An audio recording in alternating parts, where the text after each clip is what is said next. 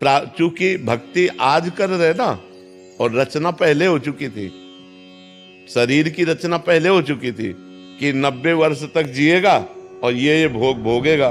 तो भक्ति तो आज हम कर रहे हैं ना, लेकिन इसकी रचना तो पहले हो गई। जैसे हमारा भक्ति का स्वरूप बाल्यावस्था से शुरू हुआ, लेकिन हमारे रोग जन्म से ही आ गया।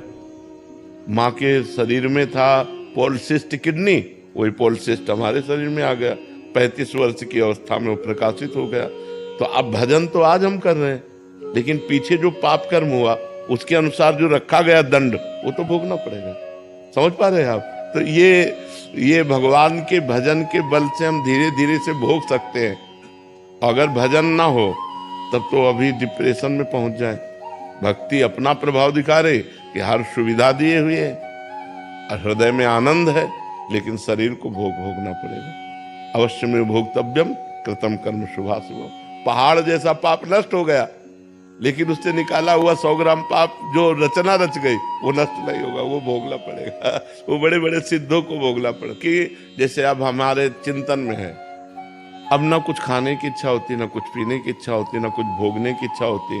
जैसे कुछ अच्छा भी है तो लगता है यार मरना है, कब मर जाए, इसलिए रात दिन भजन में लगो। यहाँ सब प्रपंच है, ये सब माया है, राधा राधा राधा।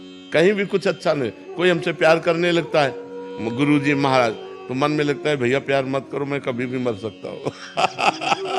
अब से मरण धर्मा शरीर है, कभी भी शरीर छूट सकता है। ये बेकार का सब नाटक है माया का। तो ये बहुत बड़ा सहयोग होता है। अब भगवान ने हमें धाम निष्ठ कर दिया, अब हम कहीं जाने लायक नहीं। बस इतना ही, यही जो 1-2 घंटा एकांतिक कर लिया, तो 24 घंटे एकांत रात दिन। तो ये बड़ी कृपा है। रोग होना भी भगवान की कृपा हो गई, जो हमें भजन के लिए एक टाइम दे दिया। नहीं, इतना व्यवहार फैला हुआ है कि हम रात दिन इसी में फंसे रहते हैं। इतनी भीड़ है, इतना व्यवहार है कि हम समय देते रहते, मिलते रहते, कुछ नहीं, बस इतना ही प्रश्न उत्तर, इसके बाद खत्म। हमारा किसी से कोई संबंध नहीं। जो चढ़ गया उससे चल रहा है, जो बिजली और पानी और भोजन संतों का सब चल रहा है, भगवान चला रहे हैं।